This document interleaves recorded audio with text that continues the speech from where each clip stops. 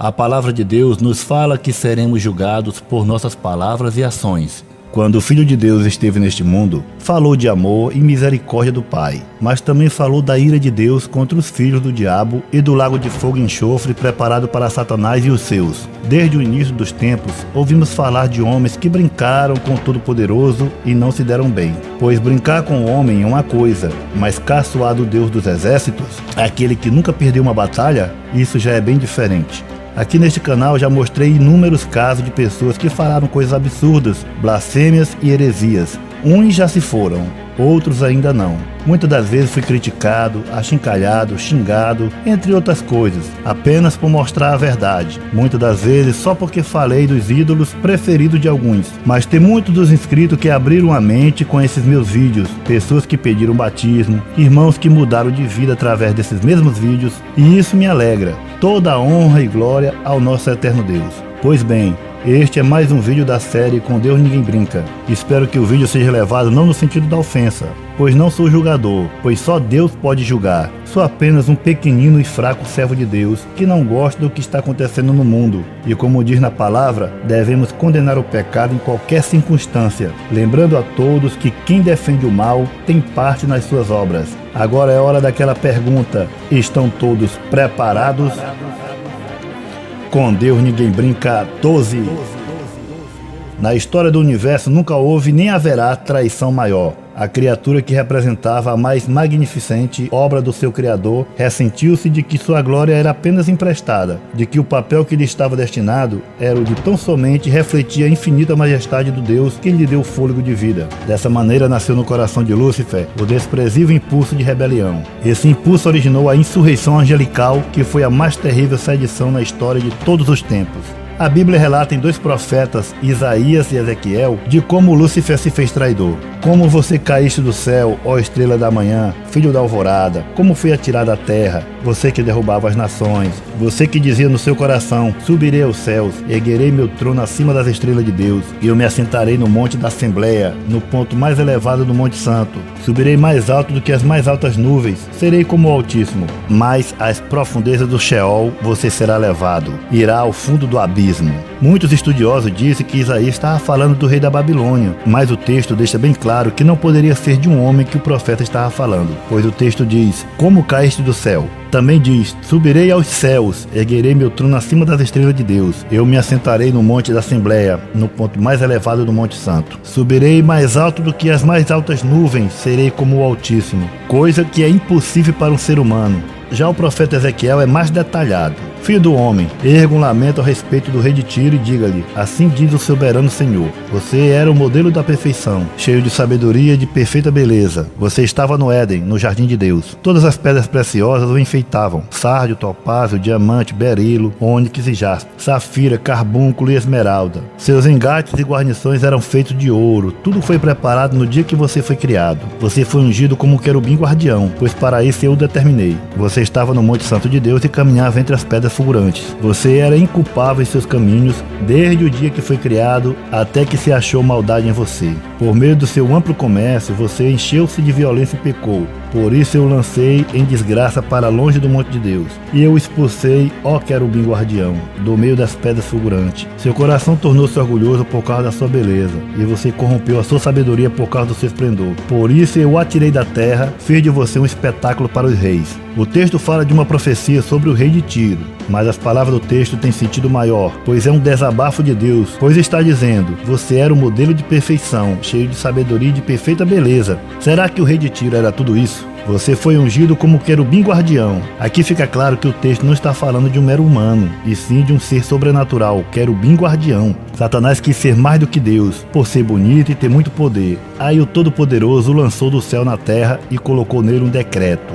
Ele estaria condenado ao lago de fogo e enxofre, a saber, a segunda morte. E ele, sabendo disso, está tentando levar milhares de humanos com ele, enganando as nações, oferecendo prazeres, fortuna, sucesso e poder. Lembrando que isso tudo que ele oferece, assim como ele ofereceu a Jesus no deserto, é temporário, pois um dia ele há de prestar contas, assim como todos nós. Essa parte que em Ezequiel fala que Deus o lançou do céu, podemos comparar em Apocalipse capítulo 12, versículo 9. E foi expulso o grande dragão, a antiga serpente chamado Diabo e Satanás, que engana todo mundo. Ele foi lançado na terra e os seus anjos foram lançados com ele. Aqui na terra muitos louvam a Satanás com homenagens em músicas, novelas e etc.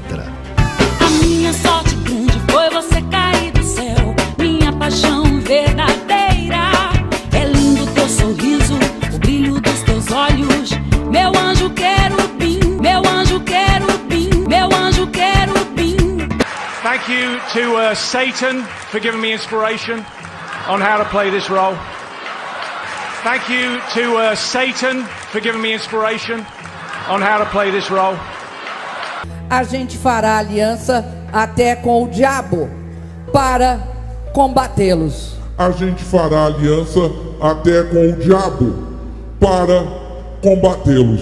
Ele é cultuado e adorado por milhares, mas está escrito que Jesus o aniquilará com o sopro de sua boca. Uma cantora de personalidade forte, nasceu em uma família judia, um povo que recebeu a terra por herança, promessa de Deus a Abraão. Assim como os judeus israelitas que deixaram de servir a Deus no passado, Amy também não quis saber do seu Deus, aquele que ela devia reverência e obediência. Ao contrário, tatuou o corpo, coisa que na Bíblia é condenado. Viveu uma vida de prazeres mundanos. A jovem Amy Winehouse era uma garota rebelde. Aos 14 anos ela foi expulsa da Silva Young School em Marylebone, Londres. Naquele momento ela perfurou o nariz e tatuou seu corpo. Ela frequentou brevemente a Bright School em Cowdron e começou sua carreira profissional aos 16 anos, realizando ocasionais shows em clubes e gravando demos de baixo custo. Sua grande chance veio em 2008. Amy se tornou a primeira mulher britânica a ganhar 5 prêmios Grammy na mesma noite. Amy Winehouse desenvolveu um estilo próprio. Seu penteado de colmeia de assinatura tornou-se modelo para design de moda, enquanto sua vulnerabilidade, sua personalidade frágil e seu comportamento autodestrutivo eram notícia de tabloides regulares e objeto de críticas e controvérsias. Na parte religiosa, ela disse em entrevista: "Eu tenho escutado muitos cantores gospel, como Mahalia Jackson e Aretha Franklin.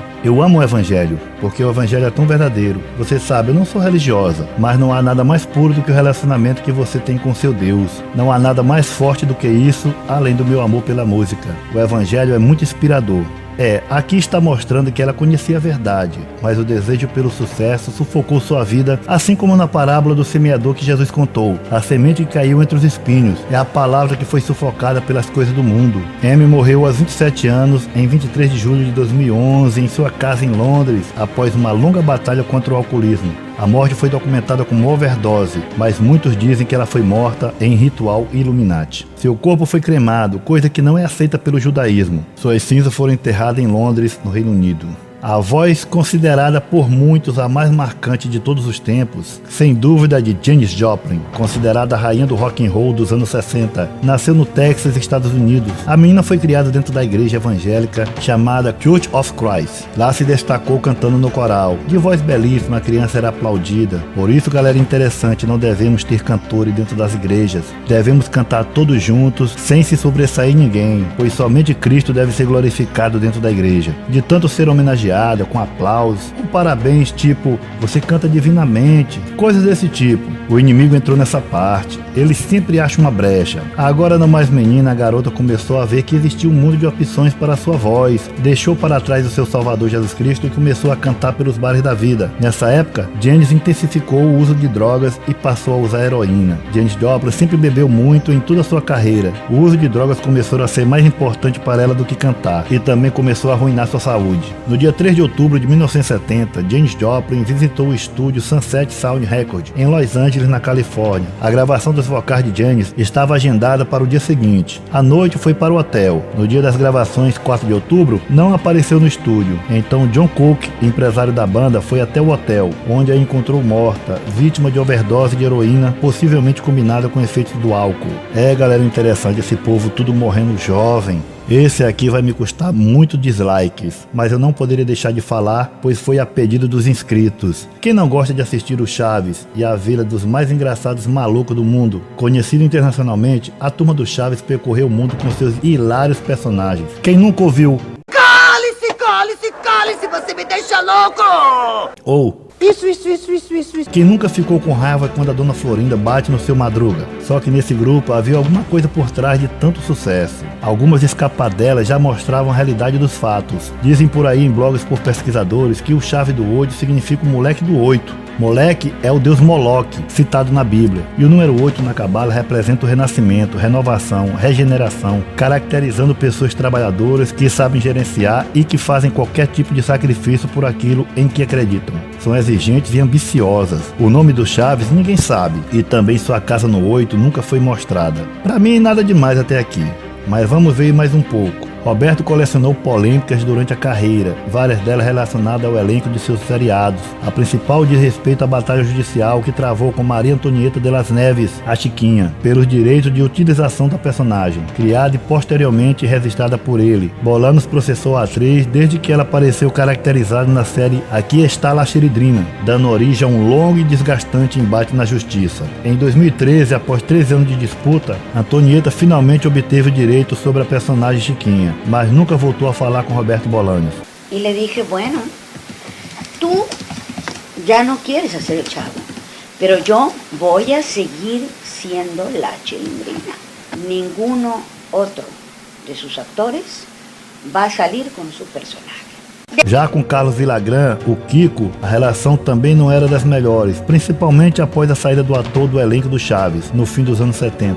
Proibido de encarnar o personagem no México, ele foi obrigado a arrumar para a Venezuela, onde estrelou a própria série, no formato similar do seriado original, o que despertou a ira de Bolaños. Após experimentar sucesso internacional com o seriado, Bolaños registrou os personagens em seu nome, impedindo que os atores os revivessem em projeto solo. O desentendimento com Villagrán, que também envolveu os direitos do personagem, reacendeu ainda uma antiga rixa com o intérprete de Kiko. Antes de se casar com o criador do Chaves, Florinda Mesa, Dona Florinda, chegou a namorar o Kiko. Por causa dos entreveros, Roberto vetou a participação de Chiquinho e Kiko em uma homenagem do canal Televisa nos 40 anos do Chaves. Brigas à parte, tem coisa pior. Mostrarei aqui algumas coisas e analise se é coincidência ou não. Primeiro, no país mexicano, já se especulava que Roberto tinha feito um pacto com o Chamuco, que é assim que é chamado o diabo por lá. Pois bem, o nome dos personagens começam sempre com um CH de Chamuco.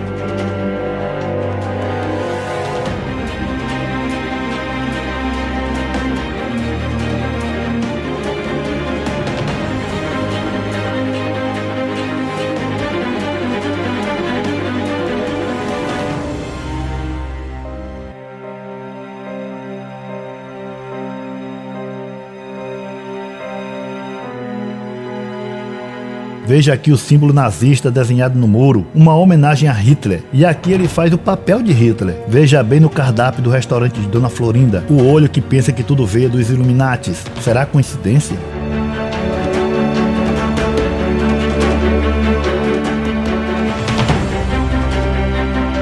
Agora a Dona Florinda faz a mão chifrada, o símbolo satânico.